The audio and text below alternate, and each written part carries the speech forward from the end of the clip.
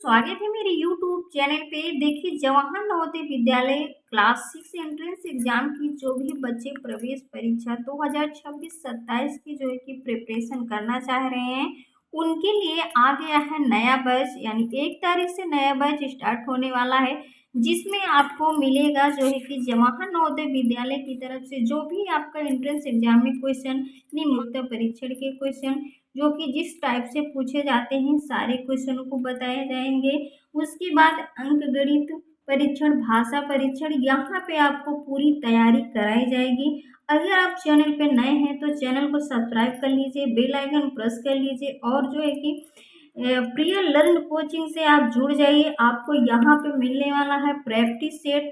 ठीक है, यहाँ पे प्रैक्टिस सेट मिलेंगे, अनुसार पेपर मिलेंगे। उसके बाद यहाँ पे आपको टेस्ट भी मिलेगा।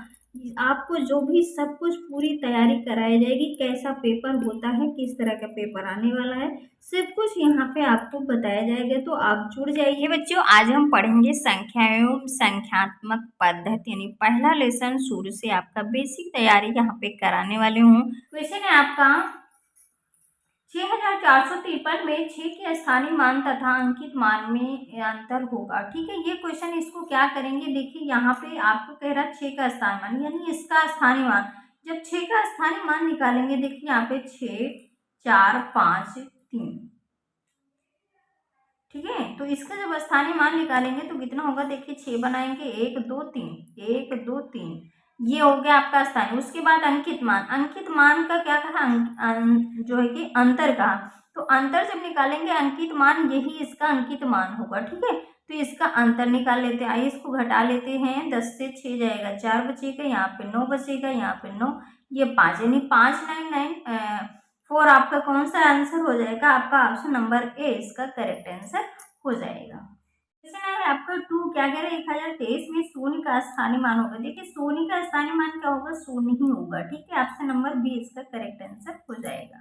क्वेश्चन नंबर आपका जो कि तीसरा है, क्या कह रहा है, इसमें आपकी संख्या दी गई 574873 में 8 का स्थानीय मान है। ठीक है, 8 का स्थानीय मान, जब भी स्थानीय मान पूछे तो आपको क्या करना है, सीधे से आपको जो नंबर लिखे हैं वो नंबरों को लिख लेंगे। लिखने के बाद आपको क्या करना, कोई भी संख्या का स्थानीय मान पूछेगा, जैसे 8 का पूछा तो 8 लिखेंगे। उसके बाद क्या करेंगे, इसको छोड़ करके आगे जितने अंक होंगे 1 2 बस उतने जीरो रख लेंगे, यही आपका आंसर हो जाएगा।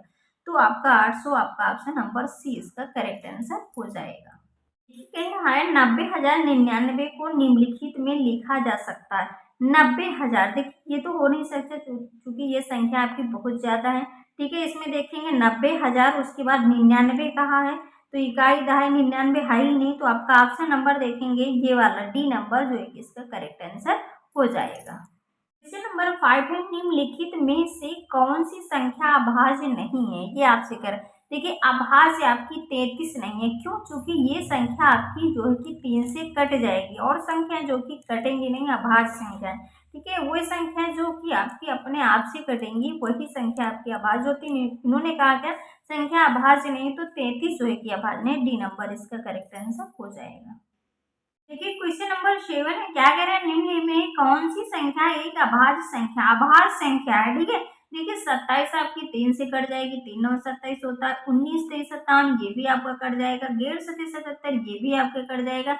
लेकिन आपकी 97 जो संख्या है ये क्या है, किसी भी संख्या से नहीं कटेगी, तो वो संख्या आपकी अभाज्य हो जाएगी, डी नंबर इसका करेक्ट आंसर हो जाएगा।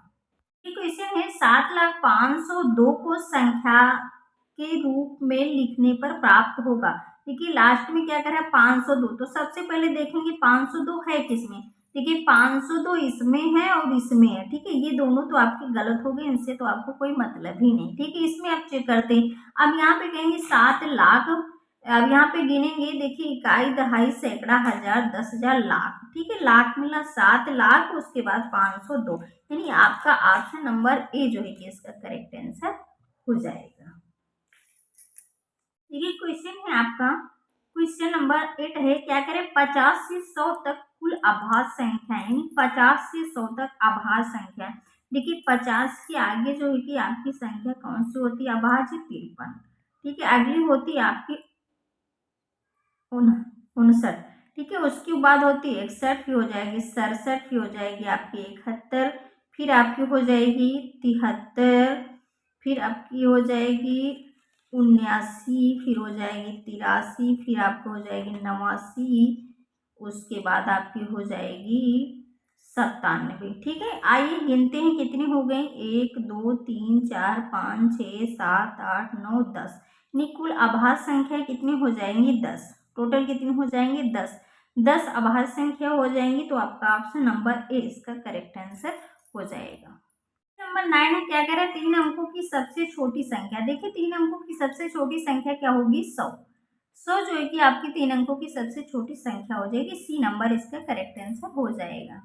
नंबर 10 है, क्या कह रहा है कि 5 की घात 0 का मान होगा। देखिए 5 की घात 0 का मान क्या होगा? 1 होगा। और यहाँ से याद कर लीजिए 5 की घात 0 हो, या फिर कह दिया जाए यक की घात 0 उसका भी मान 1 हो, या फिर कह दिया जाए हम यहाँ पे कह सकते हैं 101 की घात 0 उसका मान भी 1 होगा।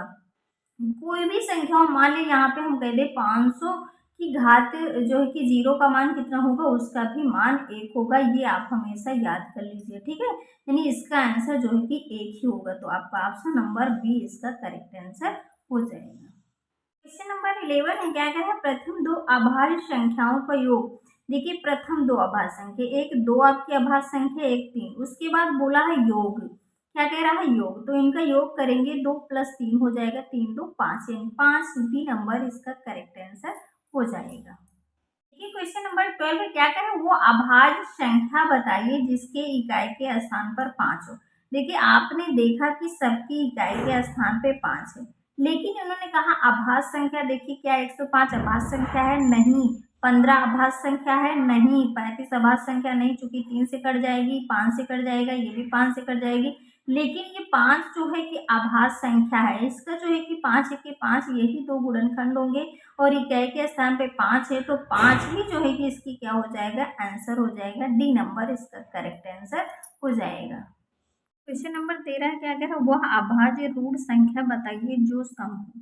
ठीक है, देखिए आपने यहाँ पे देखा कि अभाज्य संख्या भी होनी चाहिए और सम भी होनी। तो ये संख्या 2 4 6 8 ये सारी संख्याएं सम है, लेकिन अभाज्य संख्या आपकी जो कि 2 ऐसी संख्या जो कि रूढ़ भी है और अभाज्य, यानी ए नंबर इसका करेक्ट आंसर हो जाएगा। देखिए क्वेश्चन नंबर आपका है, संख्या दी गई में 3 का स्थानीय मान। तो सीधे से आपको क्या करना है? जहाँ पे 3 लिखा है, ठीक है, आप इधर के अंक लिखे या नहीं लिखे, ठीक है, कोई मतलब नहीं है। ये जहाँ से 3 लिखा है वो आगे के अंक पूरे लिख ले। 3 2 1 5 इसका स्थानीय मान बोला है तो 3 लिखेंगे। इधर के जितने अंक 1 2 3 1 2 3 उतने 0 रख लेंगे। ठीक है, स्थानीय मान निकालने का सबसे आसान तरीका यही है। ठीक है, तो ए नंबर देखेंगे तो ए नंबर इसका करेक्ट आंसर हो जाएगा।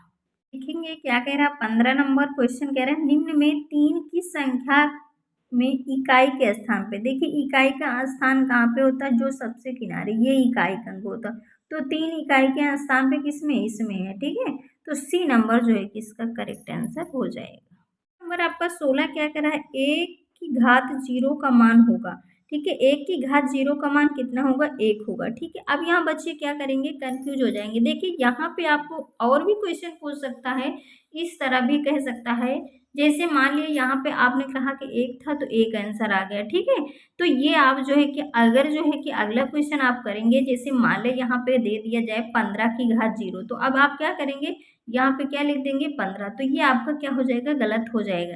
ठीक है, ये एक चीज याद रखिए, अगर यहाँ पे कोई भी संख्या हो उसकी घात 0 हो तो उसका आंसर ही 1 होगा। ठीक है, उसका आंसर कितना होगा? 1 होगा।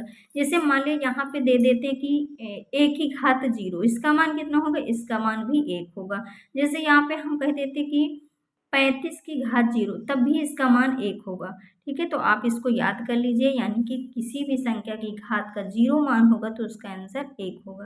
तो इसका आंसर 1 होगा। ए नंबर इसका करेक्ट आंसर हो जाएगा। अगर है क्वेश्चन नंबर आपका 17 है, निम्न में से आभाज्य संख्या कौन सी है? देखिए आभाज्य संख्या इसमें देखेंगे 161 200 जो है कि 21 373 और 437, इसमें आपकी आभाज्य संख्या 373 है। 373 ऐसी संख्या जो कि किसी भी संख्या से डिवाइड नहीं होने वाली, तो सी नंबर इसका करेक्ट आंसर हो जाएगा। देखिए क्वेश्चन नंबर आपका 18 क्या कह रहा है? दो लगातार विषम संख्याओं का अंतर है। यहाँ पे आपको क्वेश्चन को समझना है। ठीक है, सही से समझना है। देखिए, दो लगातार विषम संख्या, जैसे हमने मान लिया एक विषम संख्या 3 है और एक 5 है, ठीक है। इनका अंतर 5 से 3 घटाएंगे कितना मिलेगा? 2। ठीक है, कितना अंतर आएगा? 2। ये संख्या हम विषम ना मान करके कोई भी अगली लगातार मान सकते हैं, जैसे 7 और 9। ये विषम संख्याएं हैं, ठीक है। इनका अंतर यानी 9 से 2 घटाएंगे, सॉरी 7 घटाएंगे, कितना बचेगा? 2। नहीं, कोई भी संख्या आप जो जो कि लगातार मानेंगे उनका अंतर पूछा है तो कितना आएगा? 2 ही आएगा। तो इसका आंसर क्या हो जाएगा? ए जो है कि इसका करेक्ट आंसर हो जाएगा। Thank you watching my video. फिर मिलते हैं आपको नई वीडियो के साथ।